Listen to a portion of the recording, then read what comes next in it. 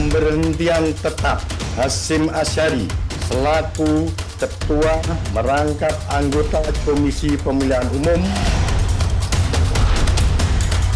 Alhamdulillah, dan saya mengucapkan terima kasih kepada DKPP yang telah membebaskan saya dari tugas-tugas biasa.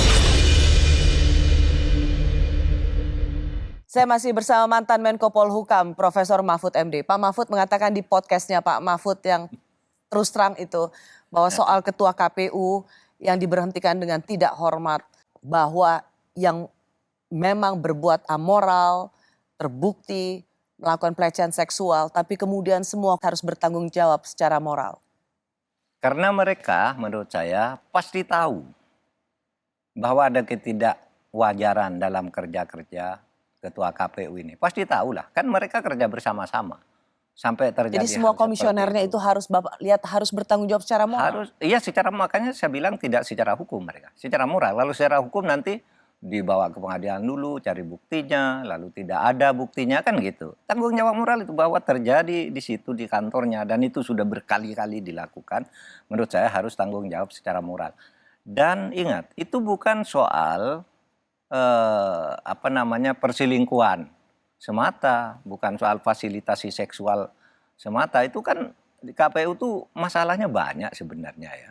Masalahnya banyak dan itu harus bertanggung jawab semua. Saya kemarin cerita begini, ketika pendaftaran parpol bulan November, masih bulan November di tahun 2022, itu kan sudah mulai rame KPU itu dituding tidak beres. Karena ada partai yang seharusnya tidak masuk-masuk, yang seharusnya masuk tidak masuk. Kan rame kan waktu itu, sampai menjadi berita berhari-hari.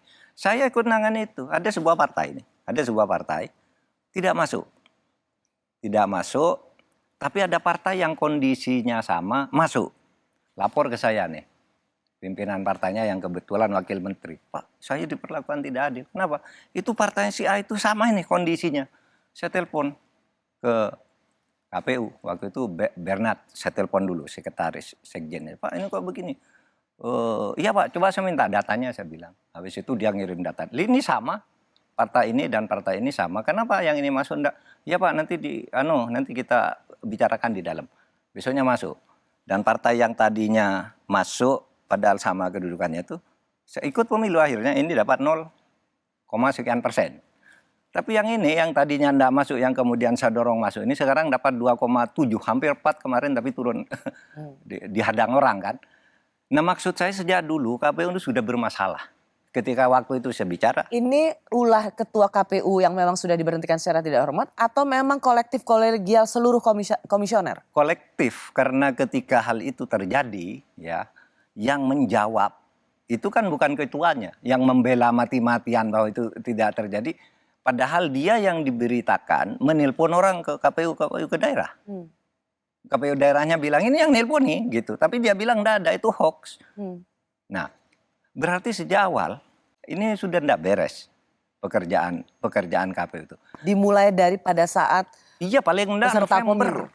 Paling enggak November 2022 saya sudah telepon mereka, jangan main-main lah saya bilang. Ini pemerintah loh yang dikira nangani KPU ini, saya bilang. Waktu itu saya belum cawapres kan. Karena waktu itu Bapak Menko Polhukam jangan dikira pemerintah ikut ngatur-ngatur partai mana yang bisa masuk, partai mana yang tidak boleh masuk. Lalu saya bicara padahal itu sebenarnya intensi para komisionernya KPU. Iya.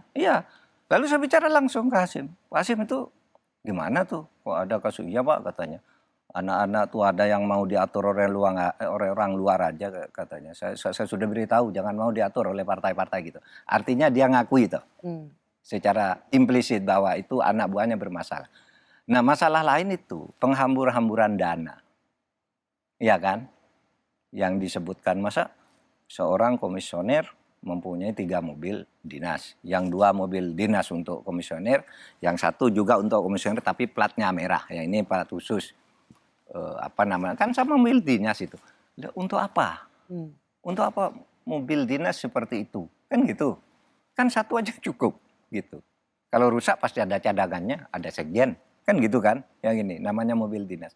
Nah itu semua tuh menurut saya harus ya tanggung jawab. Cara bertanggung jawabnya itu jangan bilang, oh itu hoax, bahwa kami ikut itu hoax. Loh, dulu Hasim juga bilang hoax. Ketika Hasim dilaporkan, Hasim bilang itu hoax, nggak benar itu. Yang Ya kan? tentang perempuan emas. Perempuan emas, wah itu hoax. Yang ini juga, ini coba diadili dulu nanti hoax itu. Ternyata terbukti. Sama dengan pernyataan orang-orang KPU yang sekarang ini. Itu semua hoax berita tentang kami kan gitu jawabannya. Ya dulu bilang hoax gitu. Ternyata terbukti. Sekarang Anda bilang hoax gitu. Kenapa tidak bertanggung jawab moral aja? Dan itu tidak akan mengganggu jalannya pilkada. Pak Mahfud, ketika Bapak mengatakan semua komisioner KPU harusnya punya panggilan moral, merasa malu untuk mundur dari jabatannya. Karena memang mereka secara kolektif kolegial tidak menunjukkan integritas sebagai seorang penyelenggara pemilu. Pak Mahfud, ketua KPK yang jadi tersangka saja bisa dengan bebas main bulu tangkis, Pak. Nah itu soal moral juga kalau itu betul. Jadi ketika kita bicara soal ada panggilan moral, saya tahu bahwa ketika ketua KPK untuk pertama kalinya terjadi sejarah lembaga anti rusuh ini justru menjadi orang yang menyuap dan kemudian memeras. Sampai sekarang kasusnya tidak jelas kemana, masih bebas dengan main bulu tangkis dan kemudian seolah merasa bahwa tidak apa-apa. Publik melihat bahwa ya udah, memang tidak ada sesuatu yang harus disikapi secara serius tentang panggilan moral, tentang seorang ketua KPK yang jadi tersangka masih dengan bebas main bulu tangkis. Dua hal saya katakan itu. Satu, rusaknya hukum dan sengkarut politik di negeri ini. Karena orang itu sekarang tidak punya standar moral. Hanya bisa main-mainkan aturan saja. Jadi standar moral itu kan sebenarnya apa? Iya, bisikan hati nurani bahwa ini salah. Tapi dia, wah saya belum ada putusan pengadilan nih. Boleh dong main bulu tangkis. Boleh dong main kemana. Uang belum diadili, kan gitu. Nah itu berarti standar moralnya rendah. Yang kedua, soal kasus Firly itu saya juga heran. Karena ketika Firly itu ditersangkakan, 2 kali saya undang Kapolda ke rumah saya. Pak Kapolda, ini mau pemilu loh, jangan ini. Kalau memang enggak ada bukti, jangan mengada-ada nih kabarnya Anda mempolitisir nih kasus Firly. Enggak Pak Menko, bener ada. Kami bertanggungjawabkan pasti. Gitu, membawa diskrimumnya atau apa dia ke kantor saya. Jadi waktu itu saya yakin betul ini, oh Firly betul itu Kapolda yakin. Sampai 2 kali saya. Pertama saya undang ke rumah saya, yang kedua saya telepon. Itu gimana? Katanya mau ada penggeledahan ke kantor KPK. Jangan dong, saya bilang ke kantor KPK digeledah gitu.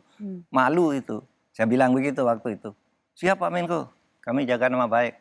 Nah tahunya yang mau digeledah rumahnya kemudian pindah jadi KPK. Betul.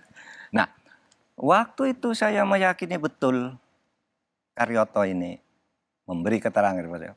Yakin 100% ada. Memberikan jaminan pada seorang Menko Polhukam waktu itu ya Pak? Meyakinkan. Tidak mengatakan yakin Pak Menko ini aja diskrimumnya. Jelaskan, tolong jelaskan. Kapolda Metro Kapolda itu Pak Karyoto. Ya, melaporkan kepada seorang Menko Polhukam pada waktu itu. Iya, saya panggil karena tugas saya kan agar pemilu tidak gaduh. Kenapa sekarang kok ketua KPK mau ditangkap kan gitu waktu itu. Nah, itu yang terjadi sebenarnya dan kemudian ya menjadi karena kemudian terkasus dengan kasus Yassin Limpo kan ini. Nah, itu dalam persidangan Pak Mahfud, hakim menanyakan awalnya 500 juta sama ada yang 800 juta. Lalu SCL mengatakan ya kurang lebih seperti itu yang mulia. Jadi saya pikir persahabatan saja dengan Pak Firly. Saya sama-sama di kabinet dan biasa duduk berdekatan dengan beliau. Sudah ada pengakuan memberikan uang tapi karena bersahabat sesama anggota kabinet. Apakah menurut Bapak ini juga membuat Kapolda enggak masuk akal. Pasti orang enggak percaya persahabatan kok sampai sejauh itu gitu. Kenapa tidak Pak Firly aja yang ngasih ke dia? Kok dia yang ngasih Pak Firly? Kan gitu kalau persahabatan saling ngasih kan. Saya mewawancarai mantan ketua KPK Agus Raharjo waktu itu Pak Mahfud. Ya. Terus Pak Agus saya juga mengatakan belum pernah sepanjang sejarah KPK terpuruk seperti sekarang. Ketua KPK-nya menjadi tersangka. Tapi kemudian juga kasusnya tersendat. Apa yang dikatakan oleh Pak Agus Raharjo waktu itu? Karena adanya saling sandera. Di antara yang dua-duanya sebenarnya pernah menjabat sebagai deputi di KPK. Apakah Pak Mahfud juga mencium hal yang sama atau merasakan hal yang sama? Mungkin saja saling sandera bisa gitu. Antara siapa maksudnya antara Pak Karyoto dan Pak Firly kan? Ya saya mendengar kasus-kasus itu karena itu lalu ada isu dikaitkan ya seperti dikatakan Firly kepada saya ada nama ini jangan lupa. Saya juga ketemu sama Firly. Ada nama ini jangan lupa katanya. Saya ini dipojakan karena saya mau nangkap orang ini gitu. Ada seorang lah di Jawa Tengah gitu. Macam-macam lah. Itu biar berproses gitu. Itu bisa saja terjadi. Tapi itu bagi saya tidak penting. Yang penting semuanya itu diungkap dengan benar agar hukum ini bisa ditegakkan dengan baik. Gitu. Jadi begitu yang kasus. Karena saya tahu waktu Pak Menko Polhukam, Pak Mahfud menjadi Menko Polhukam, saya tahu masing-masing menghadap Bapak sendiri. Iya. Kapolda Metro menghadap Bapak, Ketua KPK menghadap Bapak. Jadi saya membayangkan pasti Bapak mendapat semua jadi dua orang yang berbeda. Iya. Dan kemudian Bapak melihat loh ternyata hasilnya hanya seperti ini saja. Bapak nggak gergetan ngeliat ini? Oh ya gregetan dong. Saya mendengar di podcastnya Pak Mahfud, sudahlah terserahlah dulu juga ngomong begini, ya nanti juga ngomong gitu. Sebegitu putus asa juga atau sebegitu terserahlah Pak. Seorang Pak Mahfud juga gitu Pak? Putus asa sih enggak, tetapi ya semacam sindiran keras lah. Dulu juga ngomong begitu, ternyata lain. Sekarang ini lain lagi. Iya kan, sama. Tapi ya kamu juga, saya juga, Rosi, jangan putus asa. Di mana kita berada, kita tetap harus berjuang dari sisi yang kita bisa lakukan. Iya kan, selama ini kita lakukan, ya sudah, mari. Lewat mana? Saya lewat civil society, lewat kampus, dekati generasi muda untuk masa depan mereka. Yang wartawan silahkan, jurnalis, yang pemerintah bekerja dengan baik di pemerintahnya, kita semuanya harus berkontribusi untuk kebaikan bangsa ini. Bapak tadi menyebut soal kampus karena baru saja hari ini Majelis Dewan Guru Besar Perguruan Tinggi Negeri Badan Hukum se-Indonesia mengeluarkan seruan supaya soal proses meraih jabatan guru besar atau profesor. Jadi kita akan bicara soal runtuhnya moral yang tidak saja di penegakan hukum tetapi juga di dunia akademik.